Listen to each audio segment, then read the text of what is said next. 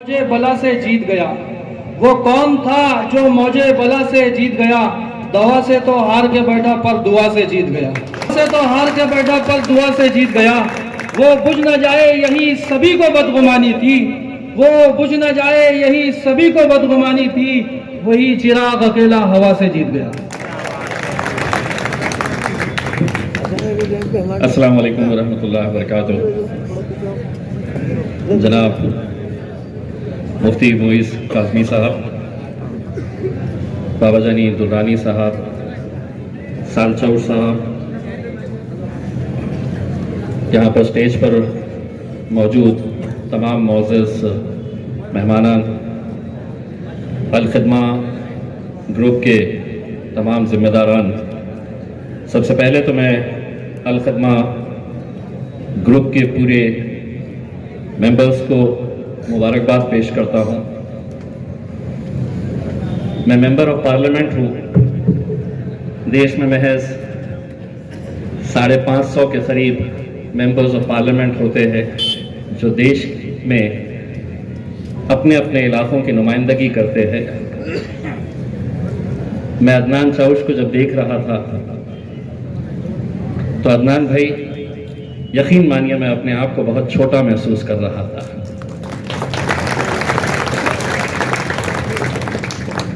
कि अल्हम्दुलिल्लाह आप लोग जो पिछले कई सालों से जो काम को अंजाम दे रहे और जिस यकीन के साथ आप आगे बढ़ रहे कि मेरी आपकी हमारी कोई हैसियत नहीं करने वाले ज़ात अल्लाह की है, उस यकीन के साथ जो आप आगे बढ़ रहे हैं और अल्लाह की मदद भी आपको मिल रही है, यकीनन हम सबको सीखने की ज़रूरत है।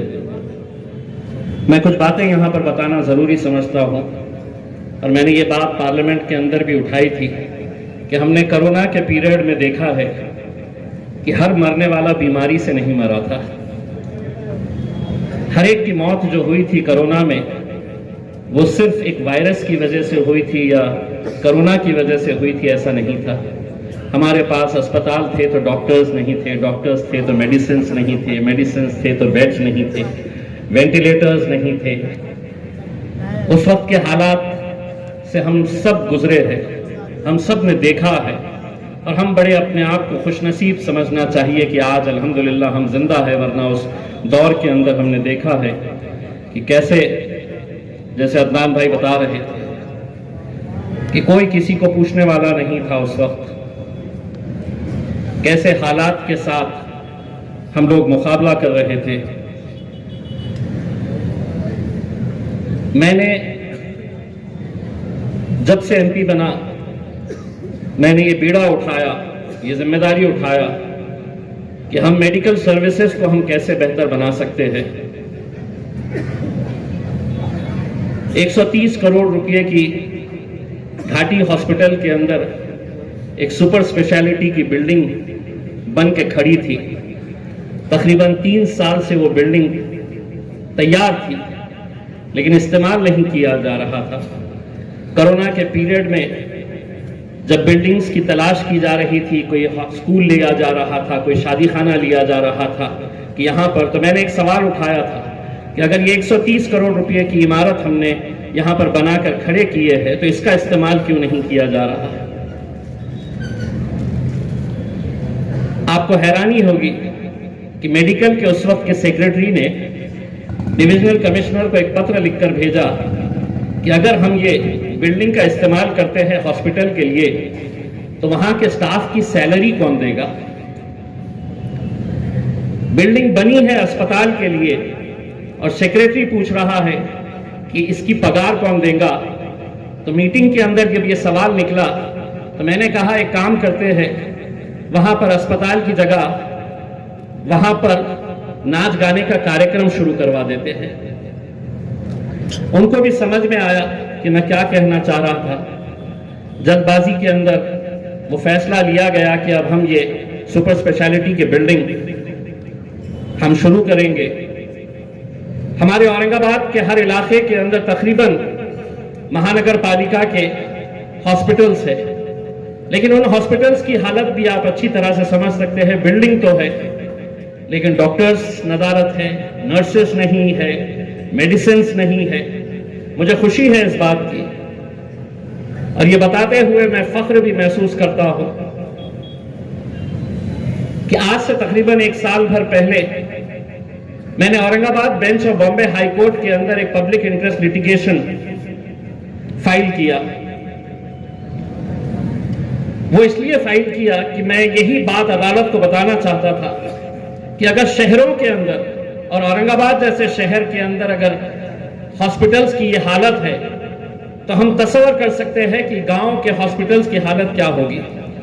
तो मैंने खुद में एक PIL फाइल किया और मैंने ये तय किया कि मैं इसके लिए कोई वकील को नहीं लगाऊंगा। मैं वकील नहीं हूं, मैंने LLB नहीं किया हूं, लेकिन इसके बावजूद भी मैंने तय किया कि ये केस मैं खुद हाई कोर्ट के अंदर लड़ूंगा।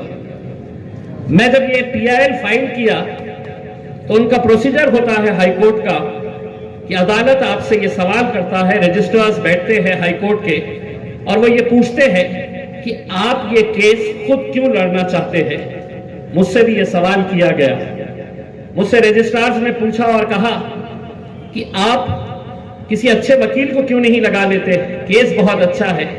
मैंने उनसे ये कहा कि वकील जो है वो अदालती या कानूनी जबान में बात करेगा, मैं दिल से बात करना चाहता हूं अदालत के सामने कि मैं हर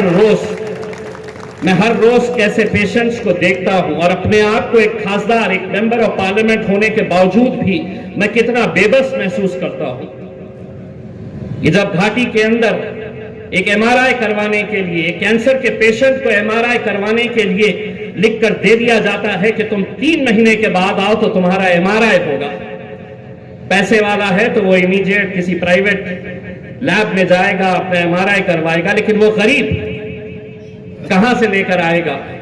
जो बातें अदनान भाई ने कही, और मुझे आज इस बात की खुशी है और फख्र भी है कि अदालत में जब ये मामला आया और पहली मर्तबा हियरिंग हुई तो इत्तेफाक की बात थी कि हाई कोर्ट, महाराष्ट्र के हाई कोर्ट के चीफ जस्टिस यहां पर आए हुए थे।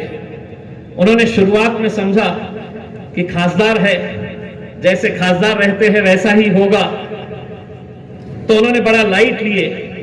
लेकिन जब उन्होंने मेरी आर्ग्यूमेंट सुनी, जब मेरी बहस सुनी, तो उन्होंने ये फैसला लिया उसी बेंच के ऊपर बैठ के कि भले ही पेटिशनर इम्तियाज जलील ने सिर्फ औरंगाबाद के हॉस्पिटल्स के बारे में ये पिटीशन फाइल की है, ये PIL फाइल की है, लेकिन जो मुद्दे उन्होंने इसमें उठाए हैं वो इतने अहम है कि अब सिर्फ ये औरंगाबाद के हद तक नहीं रहेगी, ये PIL पूरे महाराष्ट्र के हॉस्पिटल्स को कवर करेगी। और आज हजारों की तादाद के अंदर जो हॉस्पिटल्स के अंदर पोस्ट क्रिएट किए जा रहे हैं, चाहे वो डॉक्टर्स के हो, नर्सिंग स्टाफ के हो, क्लास 3 या क्लास 4 के हो, हर एक के ऊपर ये लिखा जाता है कि PIL number so and so, Imtiaz Jaleel versus rest of Maharashtra.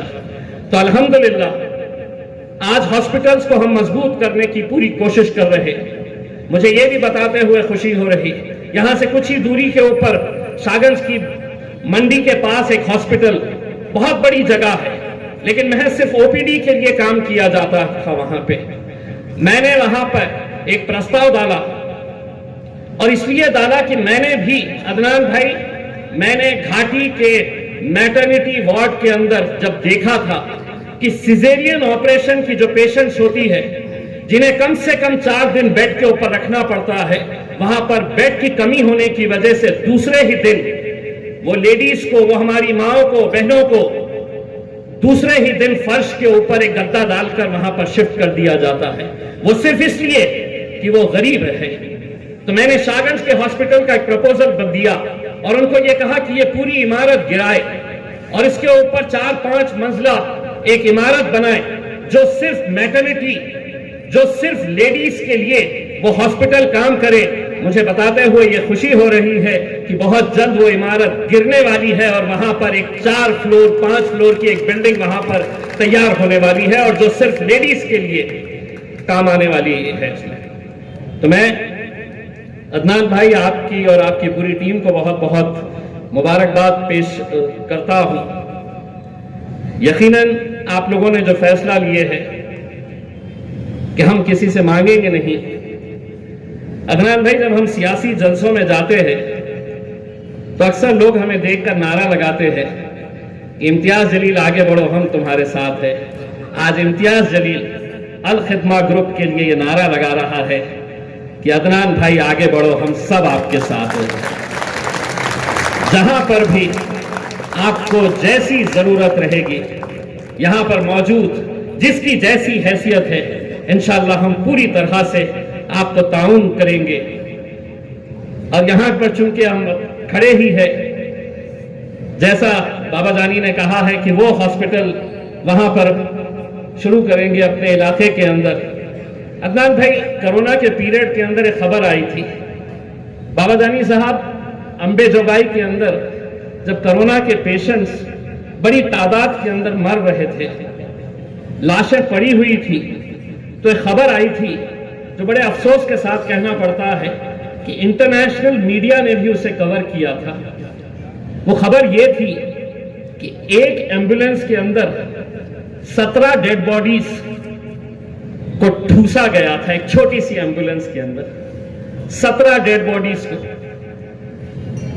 और सोचिए, उन्हें वहां पर ले जाकर वो किसकी बॉडीज थी, उन्हें दफनाया गया था, उन्हें जलाया गया था, मुझे नहीं पता, लेकिन एक वो खबर सुनने के बाद ऐसा लगा था कि अगर मरने के बाद भी अगर हम किसी को उसकी आखिरी, उसके परिवार वालों, उसके फैमिली के लिए जो आखिरी उनके लिए जो इज्जत के साथ उनकी रवानगी करनी चाहिए, अगर वो भी नहीं कर पा रहे हैं, उसके फौरन बाद हमने ये फैसला लिया था कि हम यहाँ पर एम्बुलेंस खुद अपने, मेरी खुद की एक दुआ फाउंडेशन चलती है, हमने 3 एम्बुलेंसेस उसी वक्त हमने खरीदे और वो तीनों एम्बुलेंसेस अल्हम्दुलिल्लाह मुफ्त में दुआ फाउंडेशन के जरिए चलाए जा रहे हैं। अल खिदमा ग्रुप, अब चूंकि आपने एक टारगेट रखा है, अगर आप इजाजत दे अदनान भाई और अल खिदमा की टीम, तो उसमें से एक एम्बुलेंस मैं अल्हम्दुलिल्लाह आपके अल खिदमा ग्रुप को उसमें हम देते हैं, ताकि जिस गरीब पेशेंटों के लिए आप ये काम कर रहे हैं, उसी मकसद से हमने ये एम्बुलेंस लिया था। 1 रुपया भी हम किसी से चार्ज नहीं करते हैं, किसी का भी फोन आता है। और जैसा आपने ये कहा है कि दरवाजे सबके लिए है, शुरुआत के अंदर लोगों को लगता था कि ये तो MIM का MP है, दुआ फाउंडेशन इसका नाम है, क्या किसी हमारे हिंदू भाई के लिए ये एम्बुलेंस भेजेगा। मुझे आज खुशी है इस बात की कि आज पूरे जिले के अंदर हमारे हिंदू भाई को भी अगर जरूरत रहती है तो वो एक फोन करता है और हमारी एम्बुलेंस उसके दरवाजे के ऊपर पहुंच जाती है करके, क्योंकि यही काम के जरिए हम अपना पैगाम उन लोगों तक भी पहुंचा सकते हैं और पहुंचाने का काम कर रहे हैं। अदनान भाई और उनकी पूरी टीम को मैं एक बार फिर से मुबारकबाद पेश करता हूं और उम्मीद करता हूं कि अल खिदमा ग्रुप जिस मकसद, जिस नेक इरादे के साथ आप लोगों ने इसको शुरू किया है, अल्लाह इसमें बरकत अदा करे और आपके जो नेक मकसद है उसमें कामयाबी अदा करे। बहुत बहुत शुक्रिया। वाखिर दुआ। अस्सलाम वालेकुम वरहमतुल्लाहि वबरकातुहू। अल्हम्दुलिल्लाह वहदहु वस्सलातु वस्सलामु अला मन ला नबिय्य बअदहु। अल्लाह ताला का शुक्र है, करम है, फजल है कि अल्लाह तबारक व तआला ने हम सबको उसकी बंदों की खिदमत के लिए कबूल फरमाया है। हम सबसे पहले अल्लाह का शुक्र अदा करते हैं और इसी के साथ साथ हम अल खिदमा ग्रुप के वो मेंबर जो 2-2.5 साल से हमारे मेंबर बने हुए हैं और अल्हम्दुलिल्लाह मुस्तकिल हमारा पूरा साथ दे रहे हैं, हम उन तमाम का भी तहे दिल से शुक्रगुजार हैं। अल्लाह उनको इसका जज़ाए खैर अता फरमाए। और ख़ास तौर से हमारे कुछ ऐसे भाई हैं जो यहाँ मौजूद नहीं हैं, ताकि जिनकी फ़िक्रों पे और जिनकी मेहनतों से और जिनकी मदद से अल्हम्दुलिल्लाह आपके सामने ये अल खिदमा मैटरनिटी होम खड़ा है, जिसमें ओवरवाइज इस्लामिक ओएसिस और हेल्पिंग हैंड फाउंडेशन और सीड्स के इन हजरात का बड़ा ताउन रहा है। हम तहे दिल से इनका शुक्रगुजार है कि इनकी कोशिशों से और इनकी मेहनतों से अल्लाह ने अल खिदमा मैटरनिटी इसको खड़ा फरमाया और ख़ास तौर से हम शुक्रगुजार हैं। अल्हम्दुलिल्लाह आप हजरात के सामने ज़्यादा वक्त नहीं लेते हुए, आप हजरात के सामने अल खिदमा ग्रुप किस बुनियाद पर शुरू हुआ, उसके क्या मकासद थे, वो मुख्तरम अंदाज से रखना है। इंशाल्लाह हमारे मेहमान उसके सामने फिर उनके साथ बात होगी इंशाल्लाह, उसके बाद दुआ हो जाएंगी इंशाल्लाह, क्योंकि काफ़ी वक्त हो गया। अल्हम्दुलिल्लाह अल खिदमा ग्रुप की बुनियाद 2019 में सितंबर में हुई, जिसके अंदर अनाज बैंक, अपना दस्तरखान और कपड़ा बैंक शुरू किया गया। असल वजह उसकी ये थी इस बुनियाद को डालने की कि उस वक्त एक वाक़या हमारे सामने पेश आया था कि आगे एक बस्ती के अंदर हमारे एक बुजुर्ग थे कि जो कुछ खिलौने तकसीम करते थे और उनके घर का ये हाल था कि जब हमने उनसे तहकीक किया तो वो सुबह घर से निकलते थे तो घर में कोई खाना बनाने वाला नहीं होता था और वो एक दुकान से एक नान रोटी लेते थे। आधी रोटी सुबह में वो एक मिठाई की दुकान पे से जो गुलाब जामुन का जो मीठा शिरवा होता है उसमें डुबा के खाते थे और शाम के अंदर वो आधी रोटी उसमें डुबा कर खाते थे। जब हमने उनसे पूछा कि आप ऐसा क्यों करते तो उन्होंने उनकी थोड़ी सी कारगुजारी दी जो बात मेरे दिल पे लगी और वहां से हमने सोचा कि कुछ ना कुछ ऐसा काम हो कि जिसकी वजह से इन जरूरतमंदों की कुछ ना कुछ जरूरत पूरी हो।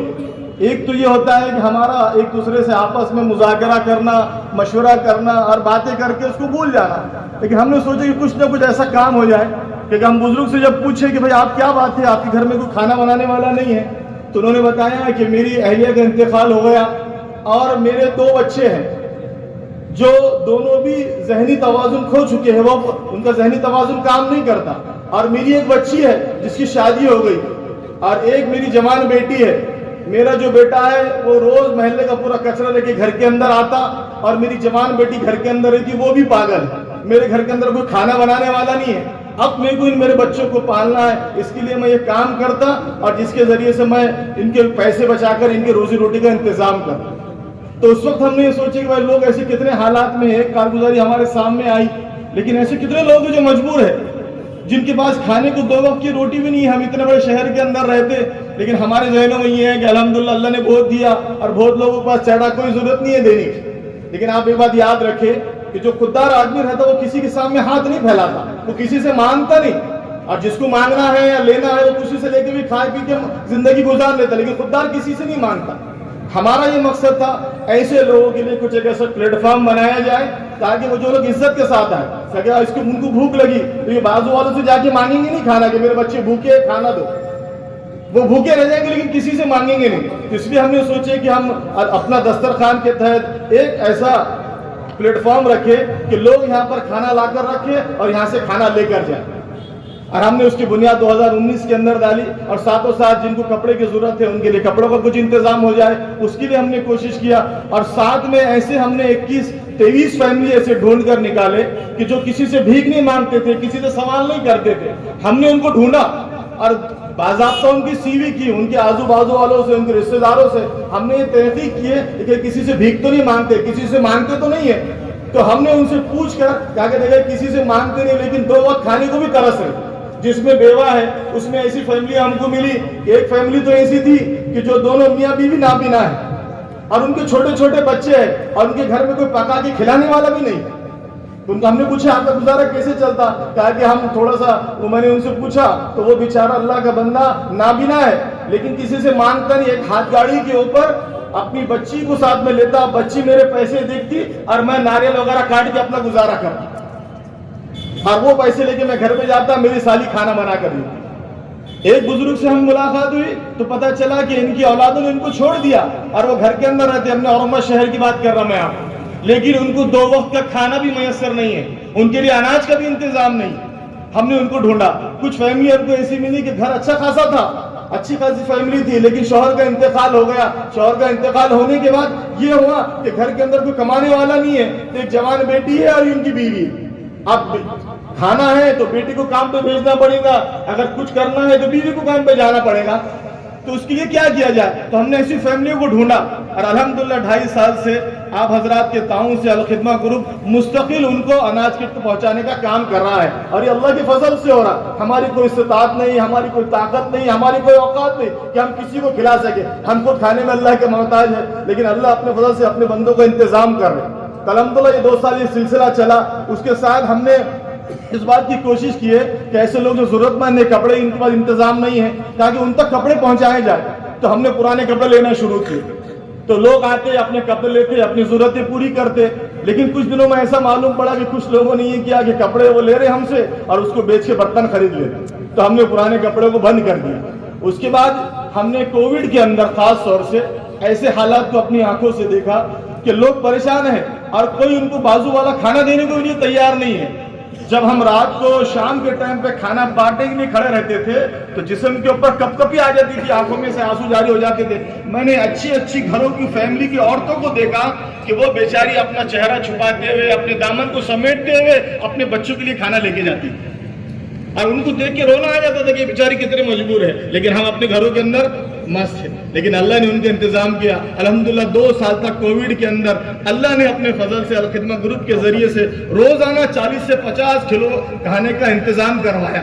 अल्हम्दुलिल्लाह अल्लाह ने उनको पूरी जरूरतों को पूरा फरमाया। उसके बाद हमने ये कोशिश किया कि देखा कोविड के अंदर कि थोड़े से इलाज के वास्ते अब नहीं मालूम मेडिकल का क्या मसला था, नहीं मालूम हुकूमत का क्या मसला था, जिसकी वजह से ऐसे हालात बन गए थे कि भाई भाई को बचाने के लिए तैयार नहीं था, बाप बेटे को बचाने के लिए तैयार नहीं था।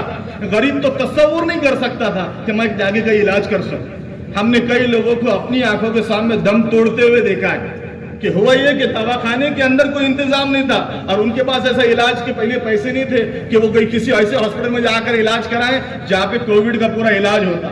वो बेचारों को जगह नहीं मिली और घर के अंदर उनका इंतकाल हो गया। और ऐसे कितने लोग परेशान थे। तो हमने इस बात को बैठ के कोशिश की है कि आपस में बैठ के भाई इसको क्या किया जाए। अल्लाह जज़ाए खैर दे। हमारे जो अहम अल खिदमत ग्रुप के जो सरपरस्त है अजहर इमाम साहब है, मास्टर वलीउद्दीन साहब है, हमने उनके सामने बात रखी कि सर ऐसे हालात है, लोग परेशान है, क्या किया जाए। तो हमारे पास दुकान थी, हमने बोले देखो अपने पास पूरी ग्लास लगी हुई है, पूरे कैबिन बने हुए, अपने काम करेंगे, यहाँ पे छोटा मोटा दवाखाना शुरू कर देंगे।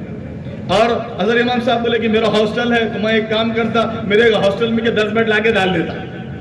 फिर हमने बोले भाई डॉक्टर की अगर टीम हम रखेंगे तो पैसों का इंतजाम कैसा होगा।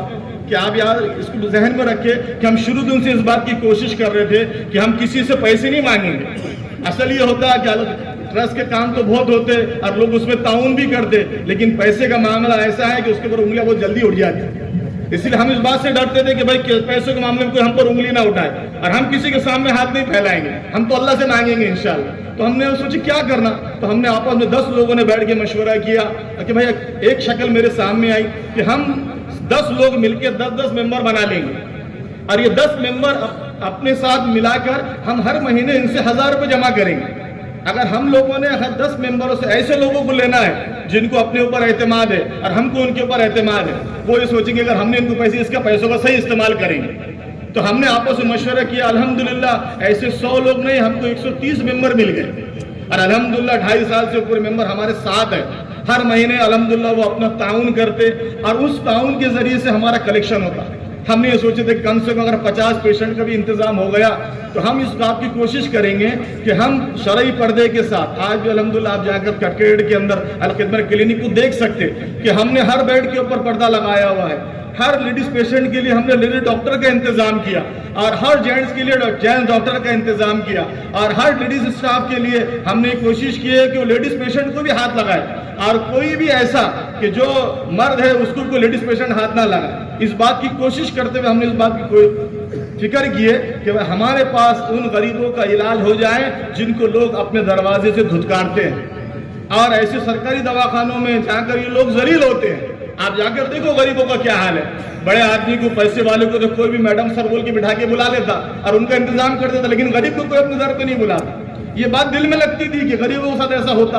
तो हमने अपने स्टाफ के साथ बैठ के ये मशवरा किया और बाज़ाब्ता पूरे स्टाफ को इस बात से कहा कि भाई हम ये चाहते हैं इस दवाखाने के जरिए से कि गरीब को इज्जत मिले और वो हमारे पास आने के बाद उसको ऐसा नहीं लगना कि हम उसके ऊपर एहसान करें। हम इस बात की कोशिश करना कि वो हमारे ऊपर एहसान करें, कि हमको उसकी खिदमत करना। नहीं मालूम किसकी दुआ हमको लग जाएंगी, अल्लाह इसकी बरकत से हमारी आखिरत बना देगा अल्हम्दुलिल्लाह। और उस दिन हमने खास तौर से पूरे स्टाफ को, और आज भी, कल भी हमने डॉक्टर से मीटिंग की, हमने खास तौर से उनके सामने एक बात रखी, कहा कि हमारे दवाखाने में हम इस बात की कोशिश करना चाहते हैं। बच्चों को मेडिकल और कॉलेज का प्रोटोकॉल कुछ और हो सकता, दूसरे हॉस्पिटल का प्रोटोकॉल कुछ और हो सकता, लेकिन हमारा प्रोटोकॉल ये है कि हमारे दवाखाने के अंदर एक गरीब माँ बहनों को इज्जत के साथ उसका इलाज किया जाए।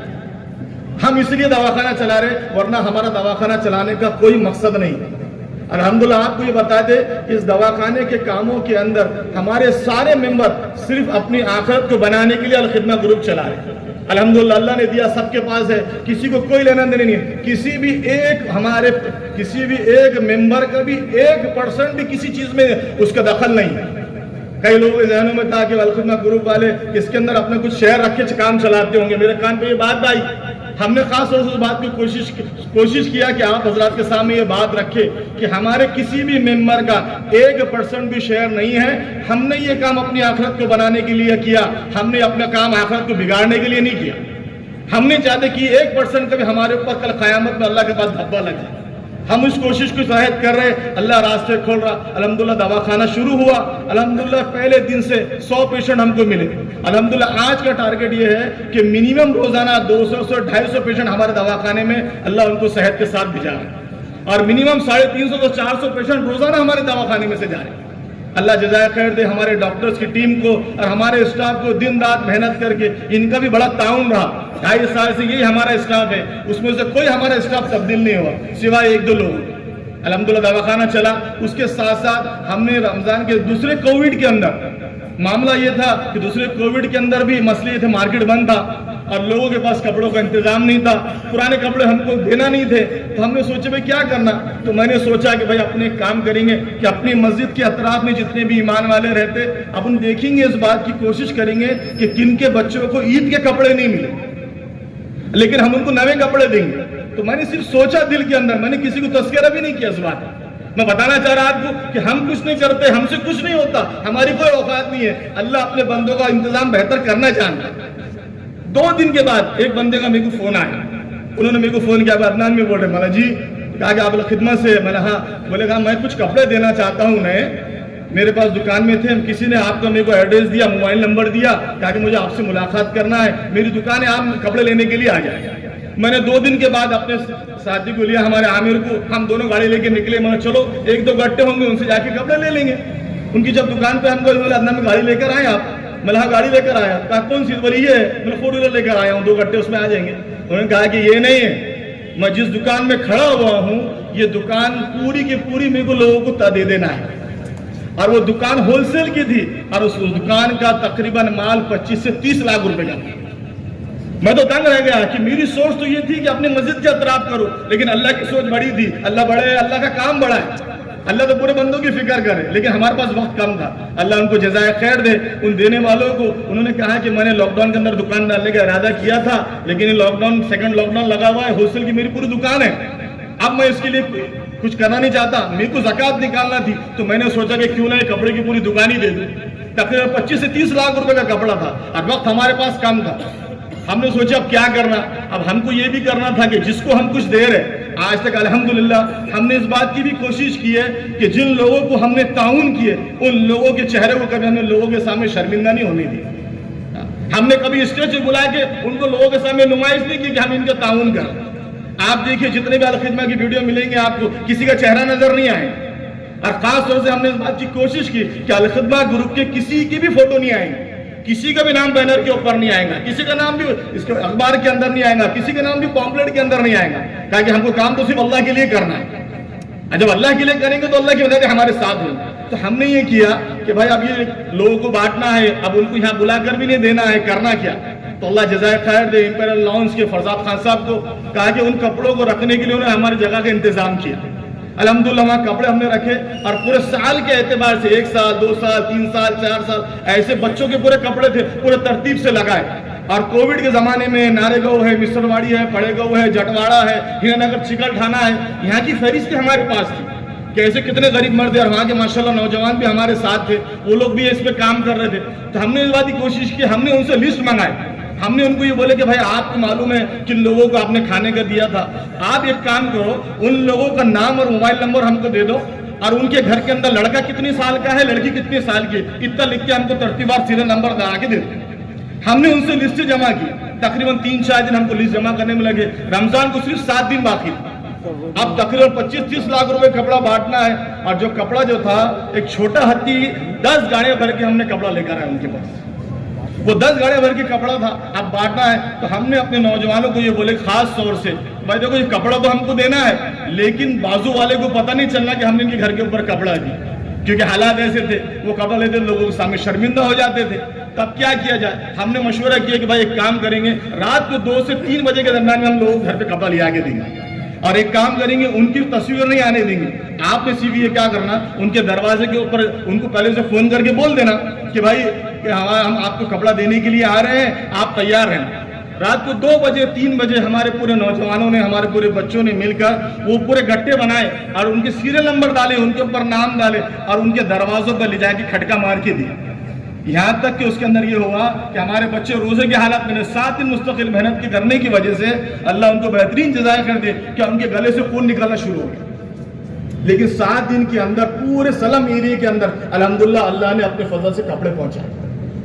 ये अल्लाह का एहसान, अल्लाह बेहतर करना जानते, हमसे कुछ नहीं हुआ, हमने नहीं करा, हम सिर्फ सोचे कि भाई ऐसा करना चाहिए। मैं आप लोगों के सामने बात रखने की वजह कि हमारी एक सोच रहती कि भाई कुछ होना चाहिए, लेकिन जब अल्लाह की ज़ात पर यकीन करते हुए जब खड़े हो जाते हैं अल्लाह रास्ते खोल देता है। हमारा गुमान भी नहीं था, अल्लाह वहां से ऐसे फैसले करते। अल्हम्दुलिल्लाह वहां से इंतजाम हुआ और उसके बाद आप यकीन मानेंगे, अल्लाह बेहतर जानता कि ये होने के बाद 28 शब थी। उसके बाद हमारे एक मेंबर है बुजुर्ग माशाल्लाह, अभी भी उस्मानिया मस्जिद में रहते हो, और उनको फजर की नमाज के बाद अल्लाह के रसूल पाक सल्लल्लाहु अलैहि वसल्लम की ज़ियारत हुई और अल्लाह के रसूल पाक सल्लल्लाहु अलैहि वसल्लम ने खुशी का इजहार फरमाया और कहा कि अल्लाह आप लोगों के काम को कबूल फरमाए। और अल्लाह ने वसीयत किया है कि अपने हद तक नहीं, इसको नस्लों तक इस काम को कर। उस दिन से हमने इस काम को अल्लाह के भरोसे पे और ज्यादा करना शुरू किया। फिर हमारा जो सबसे बड़ा टारगेट मैटरनिटी हॉस्पिटल जो आप लोगों के सामने अल्लाह ने अपने फजल से खड़ा किया, उसकी भी एक वजह थी कि 15 साल पहले अपने सरकारी दवाखाने के अंदर हमारी एक बहन जो तकलीफ में थी, उसके पास पैसे नहीं थे और वहां गई। वहां जाने के बाद उसको जब तकलीफ हुई तो कुछ ऐसे नासमझ डॉक्टर ने उसके साथ ऐसे गैर जरूरी अल्फाज इस्तेमाल किए, मैं आपको इस स्टेज पर करने के बयान में नहीं कर सकता। वो बात का इशू बना, वो बात मार्केट में आई, मेरे को बात कानों पे पड़ी। मैंने ये सोचा कि आज उस बेचारी के साथ ये मामला हुआ, अगर वही मामला मेरे घर की औरत के साथ होता तो मैं क्या करता। तो उस औरत के साथ हुआ तो वो औरत कौन है? क्या वो हमारी बहन नहीं है? कहीं वो गरीब है तो उससे कोई हमारा ताल्लुक नहीं है? कहीं हमारे सोचने से उसका मसला हल हो जाएगा? लेकिन मसला एक ये था कि हमको पैसा तो किसी से लेना नहीं है, काम तो करना है, लेकिन हालात वैसे नहीं थे। इसको 15 साल लगे इस काम को करने के लिए, लेकिन अल्लाह ने अपने फजल से ये अल-खिदमा का क्लिनिक शुरू हुआ, उसमें ये काम हुआ। आप देखिए 6 महीने पहले एक मामला पेश आया बीड़ जिले के अंबाजोगई के अंदर। एक हमारी बहन को तकलीफ हो रही थी, वो बेचारी डिलीवरी के लिए गई। कुछ नासमझ लोगों ने, डॉक्टर ने उसके मुंह पर मारे और उसको ये बोले, वो तकलीफ से अल्लाह अल्लाह बोल रही थी, उसको बोले कि तेरा अल्लाह बचाने को नहीं, हम तेरे को बचाएंगे। उसके स्ट्रेचर को लात मारे, वो वीडियो पूरे मार्केट में चली थी। हमको ये बात दिल में लगती थी कि हमारी गरीब माँ बहनों की इज्जत व आबरू, आज देखो आप जाके नौजवान बच्चे वहां रहते, ये बेचारी पैसों की वजह से किसी इलाज के अंदर, आप इस बात को गौर करना, हम आपको बतलाना चाहते हैं कि मैटरनिटी हॉस्पिटल हमारी डालने की वजह क्या है। मेरे को कई लोगों ने बोले, अरे अदनान भाई ये मैटरनिटी का क्या दिमाग पर लौट रही है, बहुत बड़ा मसला है, इतना आसान नहीं है। बोले हमको मालूम है, लेकिन हमको इसलिए नहीं करना है, हमको इसलिए करना है कि ऐसे कितने लोग हमारे ऐसे गरीब लोग हैं, कैसी हमारी माँ बहनें हैं, चाहे वो किसी भी मजहब की हो, आज हॉस्पिटल के अंदर क्राउड ज्यादा होने की वजह से आज वो बेचारी आज अपनी इज्जत और आबरू का सौदा कर रही है। आप जाकर देखो वहां पे क्या हो, आपको अल्फाज बहुत गलत लग रहे होंगे, लेकिन बहुत बड़ा मसला है कि किसी इलाज के अंदर उसको इज्जत के ऊपर बात नहीं आती, लेकिन मैटरनिटी के अंदर उसकी इज्जत के ऊपर बात आती है।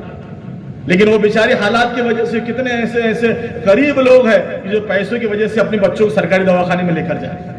तो हमने ये सोचा कि भाई क्यों ना कोशिश की जाए। हमने जगह का कोई इंतखाब किया, 2 साल हमको जगह देखने में लगे। अल्हम्दुलिल्लाह अल्लाह ने एक सेटअप हमारे सामने खड़ा किया। मैं आपको बताना चाहता, ये जो बिल्डिंग तैयार हुई, इसको तैयार करने में हमारा 1 रुपये भी नहीं लगा।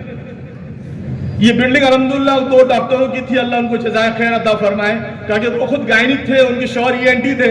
उन्होंने सोचा कि हम भी गायनिक हॉस्पिटल करेंगे, वो सऊदी के अंदर है, तो वो वहां से रिटायर होकर यहाँ आना चाहते थे, यहाँ अपना हॉस्पिटल डालना चाहते थे, खिदमत करना चाहते थे।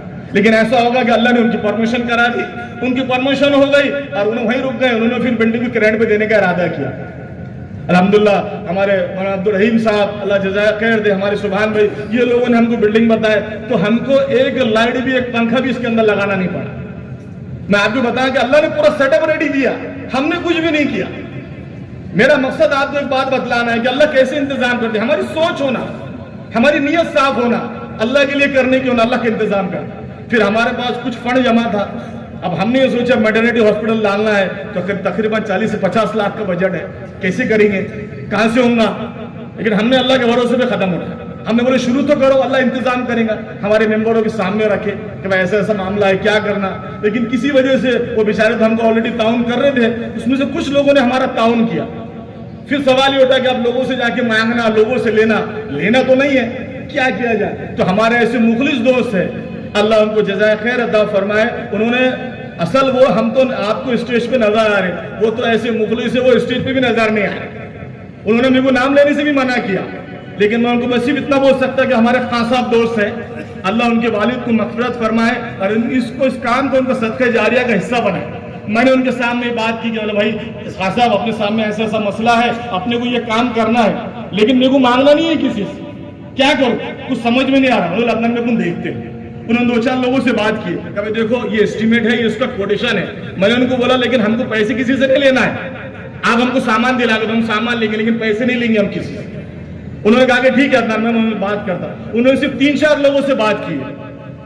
अल्लाह उन लोगों को जज़ा खैर दे, जिसके अंदर हमारे शिराजी भाई है, हुसैनी साहब है, मुस्तफा अस्करी साहब है, ये 3-4 लोगों और उनके साथ और ऐसे लोग हैं। और उनके लोगों ने हमारे से पूरा हमारा काम देखे, हमारी पूरी तफसील देखे, हमारा मकसद देखे। उन्होंने कहा कि ठीक है, एक ने कहा कि मैं पूरा फर्नीचर दिला दूंगा, एक ने कहा कि मैं रोटी का पूरा सामान दिला दूंगा, एक ने कहा कि मैं जनरेटर दिला दूंगा। सिर्फ 4 लोगों ने उनके जरिए से अल्लाह ने अल खिदमत दवाखाने को खड़ा कर दिया। हमारा क्या लगा होगा वो तो अल्लाह ही जानता, लेकिन बताना अल्लाह कैसे रास्ते खोलते। आज अल्हम्दुलिल्लाह 20 बेड का हॉस्पिटल आपके सामने खड़ा तैयार है। हमने खास तौर से इसके अंदर ऐसे तजुर्बेकार डॉक्टरों को रखा, हमने आम डॉक्टर को ऐसे नहीं रखा। हमने खास तौर से 2 महीने तक इस बात की कोशिश की है कि 20 साल 15 साल ऐसे तजुर्बेकार MBBS DGO को रखा जाए, ताकि हम जब ये चलाएंगे तो उसके अंदर मसाइल पैदा नहीं होना। बहुत से लोग बोले ट्रस्ट के दवाखाने खुलते भी और बंद भी होते, मतलब हम खोलेंगे अल्लाह क़यामत तक चलाएंगे इंशाअल्लाह। हाँ, हम सोचेंगे अल्लाह चलाने वाले, हम थोड़ी चलाने वाले। जिस दिन हम सोचेंगे कि हम चलाने वाले, उस दिन खत्म हो जाएगा अल खिदमत दवाखाना, उसको अल्लाह चलाएंगे। तो हमने कोशिश की तो अल्हम्दुलिल्लाह हमको ऐसे 3 DGO डॉक्टर जो MBBS DGO है, डॉक्टर रुबीना मैडम है, उसके अंदर डॉक्टर नफीसा मैडम है, उसके अंदर डॉक्टर सुमित्रा मैडम है, ऐसे 3 MBBS DGO डॉक्टर का हमने इंतखाब फरमाया। और अल्हम्दुलिल्लाह उनके साथ ऐसे 4 और डॉक्टरों को हमने किया। पूरे 60 डॉक्टरों की टीम अल्हम्दुलिल्लाह अपने पास अल खिदमत में है, और वो तजुर्बेकार लोग 15-20 साल का उनका एक्सपीरियंस है। और हमने इस बात में खास तौर से रखा कि हमने शुरू से ही सिर्फ OPD तक मर्दों को इजाजत दी है, हमने IPD में मर्दों को इजाजत नहीं दी कि IPD के अंदर कोई मर्द दाखिल नहीं हो सकता। उस पेशेंट के साथ एक औरत साथ में रह सकती है, हर बेड के ऊपर पर्दा रहेगा, यहाँ तक कि हमारा कोई मेंबर भी ऊपर के हिस्से में नहीं जाएंगे। हम हमारी घर की औरतों को भेजेंगे और अंदर की तफसीलात लेंगे, लेकिन हम लोग अंदर नहीं जाएंगे। हमने इस बात की कोशिश की है कि हमारा एक ऐसा माहौल बने, ऐसा बुरखे के साथ, शरई माहौल के साथ, हमारा ये करना भी लोगों की हिदायत का जरिया बने। और हमारा मकसद खाली किसी एक कम्युनिटी के लिए, खाली मुसलमानों के लिए नहीं है। हमारा मकसद वो हर इंसान जो अल्लाह की मखलूक है, जो अल्लाह का बंदा है, हम उनके साथ अखलाक से पेश आ जाएंगे। भले लोग हमारे लिए दरवाजा बंद कर दे, लेकिन हम सारे लोगों के लिए दरवाजा खोलेंगे इंशाअल्लाह, और अल्लाह उनका इंतजाम फरमाए। अल्हम्दुलिल्लाह ये अल खिदमा मैटरनिटी होम अल्लाह ने सामने खड़ा फरमाया। आप हजरात से भी खास तौर से दरख्वास्त है, हमारे लिए भी दुआ फरमाए, ताकि देखो अमल के शुरू में तो इखलास रहता, अमल के दरमियान में इखलास रहता, मसला आखिर का है। अमल के शुरू में तो अल्लाह के लिए था, अभी बीच में भी अल्लाह के लिए है। दुआ फरमाए कि अल्लाह मौत तक भी अल्लाह के लिए करने की तौफीक अता फरमाए। और आप हजरात से दरख्वास्त है कि हम किसी से, आप लोगों को ये वाज़ेह कर देना चाहते हैं कि अल खिदमा ग्रुप किसी से पैसा नहीं लेता सिवाय हमारे मेंबर के। अब इस दवाखाने के लिए हमने जिन सियासी लोगों को बुलाया, जिन उलमा इकराम को बुलाया, हमारा एक मकसद है। बहुत से लोगों ने बोला अदनान भाई सियासी लोगों को बुला लिया तुमने इसके अंदर, मैंने नहीं, एक मकसद है बुलाने, हमको उनके सामने दरख्वास्त करनी, उन उलमा इकराम के सामने दरख्वास्त करनी है। और हम एक ऐसा प्लेटफॉर्म खड़ा करना चाहते हैं कि जिस प्लेटफॉर्म पे चाहे दीनी जमातों के लोग हो, चाहे सियासी जमातों के लोग हैं, लेकिन जहाँ भी गरीबों का उम्मत का मसला है, हम सब एक हैं इंशाअल्लाह। और हम आपसे दरख्वास्त करना चाहते हैं कि हमारी छोटी सोच को 15 साल लगे। अल्लाह ने आपको जितने भी सियासी हमारे रहनुमा हैं, अल्लाह ने उनको असर रसूख दिया, अल्लाह ने उनको मुकाम अता फरमाया है। हम उनसे दरख्वास्त करते हैं कि अल खिदमा ग्रुप का तो अल्लाह ने खड़ा कर दिया, हम उनसे कोई मदद नहीं चाहते। हम उन लोगों के बारे में आपसे चाहते हैं, ऐसे कितने NGO है और ऐसे कितने लोग हैं ताकि वो कुछ करना चाहते हैं, लेकिन उनके लिए मदद नहीं होती, उनके लिए रास्ते खुलते नहीं। हम आपसे दरख्वास्त करते हैं कि आपको अल्लाह ने जब ये मुकाम दिया, आप इसके जरिए से इन लोगों की मदद फरमाएं और इनका ताउन फरमाएं और इनके कामों इनकी मदद करेंगे सब इंशाअल्लाह। और आप अगर भी दुआ कीजिए, अगर हमसे जाने अनजाने में अगर कोई गलती हो उसके लिए हमें माफ़ फरमाइए, दुआ करवाए अल्लाह ताला हम सबको आखिर दम तक खिलाफ सब करने की तौफीक अता फरमाए। जज़ाकल्लाह खैर। सदरी जब मुफ्ती मोई साहब, औरंगाबाद के हरदिल अजीज मेंबर ऑफ पार्लियामेंट जनाब इम्तियाज जलील साहब,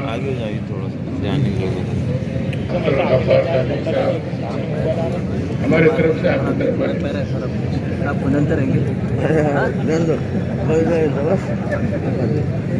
जिन्होंने यहाँ पर मुझे मदऊ किया, हमारे साहिल बोलने खड़े हो गया, बस हो गया ना। जनाब मुजाहिद खान साहब,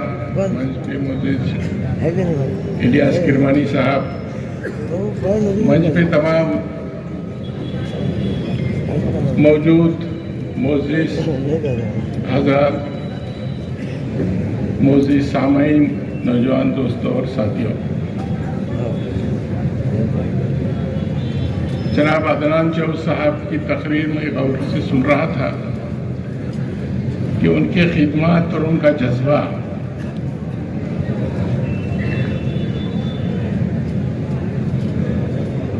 कौम को लेके किस अंदाज से उन्होंने बयान किए, चाहे उनके रोटी बैंक का काम हो, कपड़ा बैंक का काम हो, और आज अल खिदमा मैटरनिटी होम, नर्सिंग होम का भी एक काम हो। ये वो लोग जिस अंदाज में और दिल की गहराइयों से अपनी बात को रख रहे थे, उससे ये अंदाजा होता है कि उनकी खिदमत कौम के लिए एक सही जज्बे के साथ करने की उनकी अल्लाह उनके जज्बे को कबूल फरमाए और उनसे ये ऐसे खिदमत लेते रहे। औरंगाबाद एक बड़ा माइनॉरिटी का शहर है, मराठवाड़े का एक मरकज है। हर लिहाज से औरंगाबाद शहर एक तारीखी शहर है, एक अपना अलग मुकाम रखता है।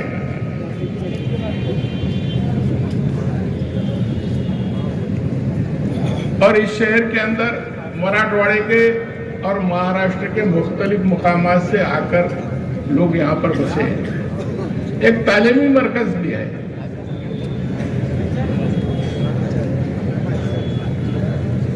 और इस मराठवाड़े के मरकज में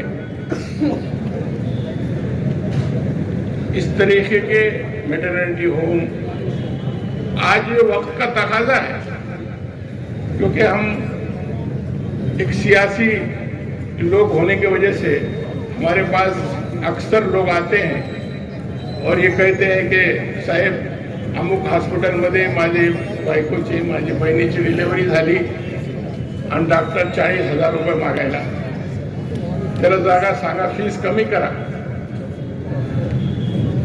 और हम फिर फोन करने के बाद वो 2-5 हजार रुपए कम करना। मेरा बोलने का मकसद इतना है कि डॉक्टर लोग इस प्रोफेशन को भी आप एक ऐसा प्रोफेशन है मेडिकल लाइन का, मुझे बोलना नहीं चाहिए क्योंकि मैं भी औरंगाबाद में कोविड का एक पेशेंट होकर 1 महीना भर यहाँ पर एडमिट था।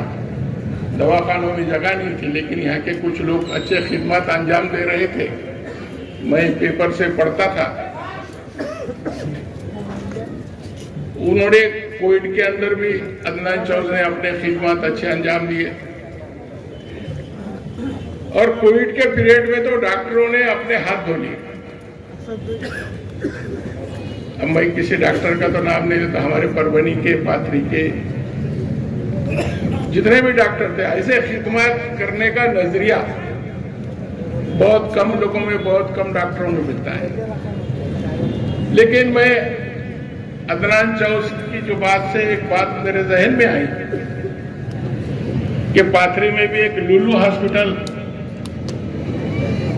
जिसको मैंने जगह डोनेट किया था और मौलाना वस्तानवी साहब ने वहां पर हॉस्पिटल बनाया, लेकिन वो 10-12 साल से हॉस्पिटल कुछ दिन खिदमत करने के बाद से बंद पड़ा हुआ है। मुझे ख्याल आया आपकी तकरीर से कि मैं आप जाते जो हॉस्पिटल को शुरू करूंगा।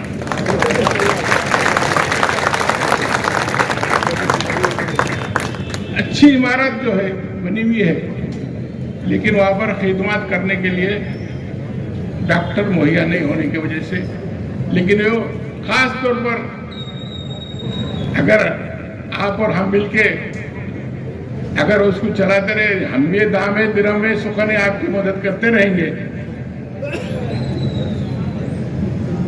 बहुत जरूरी है, वक्त का तकाजा है। अब एक जमाना था, आपका रोटी बैंक का भी मसला है, लेकिन अभी मैं तो ये समझता हूं कि जो बहुत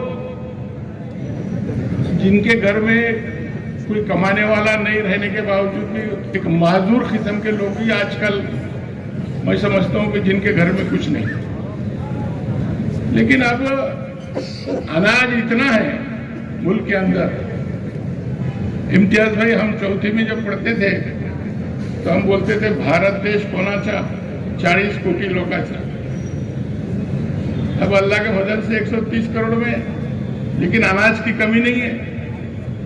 आज भी 2 रुपये किलो का गेहूं और 3 रुपये किलो का चावल जो है लोगों को भरपूर मिल रहा है। पाथरी, मेरे पाथरी शहर के अंदर एक कारखाना है। मैं बोला क्या का कारखाना है, इतने लोग काम कर रहे, तो बोले ये हम बासी रोटी जमा करके लाते और उसको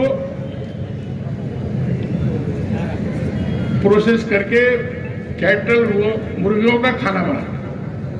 मैं जाके देखा, बोला कितनी रोटी लाते, तो रोज पाथरी शहर के तरफ से 5 टन रोटी तैयार लेके आते। लेकिन कितना अनाज जो है हम जो है वेस्ट कर रहे हैं पका पकाए हुआ में, ये भी एक सोचने का मुकाम है। लेकिन अनाज मैं तो ये महसूस करता हूं, एक कौन सी सेंट्रल गवर्नमेंट की स्कीम है, शायद गपचुप खाना तकसीम कर रहे, पूरा लेबर जिसके पास कार्ड है, लेबर कार्ड है, उनको पूरा खाना एकदम 2 भाजी, वरण, भात, पूरी, हर जगह जहां पर लेबर कार्ड है वहां पर वो गाड़ियां तैयार है खाना तकसीम करने के लोगों को जो है इस तरीके का अनाज सप्लाई करने का भी काम जो है तो मेरे को मैं लगता हूँ कि अब ये अनाज की जो आपका रोटी बैंक है उसकी उतनी पहले के मुकाबले में उतनी जरूरत नहीं होगी, लेकिन फिर भी जो जरूरतमंद है और जो मध्यम वर्गीय है उसको मदद की आज जरूरत है। लेकिन ये अल खिदमा मैटरनिटी होम बहुत जरूरी है और इसके अंदर क्योंकि आज डिलीवरी के अंदर अगर हमारी माँ बहन अगर दवाखाने में जाते थे तो ट्रीटमेंट भी अच्छा नहीं मिलता और दूसरी बात बड़े पैमाने पर डॉक्टर अपनी फीस भी इसके ऊपर लाते थे, तो ये बहुत जरूरी है। और इंशाल्लाह मैं आपको मदद करता हूँ पाथरी के वास्ते, आप मेरे को मार्गदर्शन कीजिए और वो जो लुलू हॉस्पिटल है जो बंद पड़ा हुआ है वह मैटरनिटी होम जो है इंशाल्लाह मैं भी अपने तौर पे शुरू करने की कोशिश करूंगा। और अगर आपका मराठवाड़े का नज़्म है तो परभनी में भी हम आपको शहर के अंदर जगह मुहैया कराएंगे, वहाँ पर भी आप जैसा एक मेंबर्स वगैरह बना के किस तरीके से हम खिदमत कर सकते वो खिदमत करने की कोशिश करेंगे। मैं दिली मुबारकबाद आप तमाम लोगों को देता हूँ, पूरे डॉक्टर पूरे नर्सेज को देता हूँ कि एक अच्छा एक कदम जो है आपने मुख्तलिफ तरीके से आप कौम की खिदमत करते हुए आज यहाँ पर तक जो है सो मैटरनिटी होम तक का आप जहन में आया और ये काम आपने शुरू किया। अल्लाह आपकी खिदमत को कबूल करे और आपको इस तरीके से ताकत देते रहे कि आप कौम की खिदमत करते हुए। खुदा हाफिज।